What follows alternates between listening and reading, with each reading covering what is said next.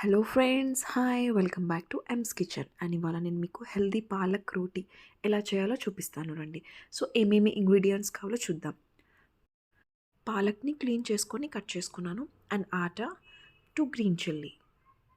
Palak and green chilli grind చేసుకోవాలి. చూడండి, fine paste అయిపోయింది. సో ఇది మనం ఒక బౌల్లోకి తీసేసుకుందాం.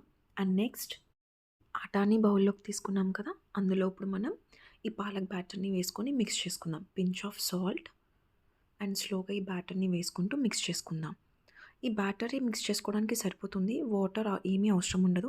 ఇన్ కేస్ సరిపోలేదు అంటే మీకు లైట్గా వాటర్ యాడ్ చేసుకోండి. సో దీన్ని మంచిగా మిక్స్ చేసుకుందాం.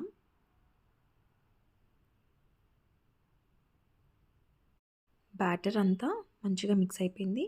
10 to 15 మినిట్స్ సైడ్కి పెట్టుకుందాం. పెట్టుకుంటే సాఫ్ట్గా వస్తాయి రోటీస్, చాలా బాగుంటుంది సాఫ్ట్గా. సో ఇప్పుడు మనం చపాతీలాగా చేసుకుందాం.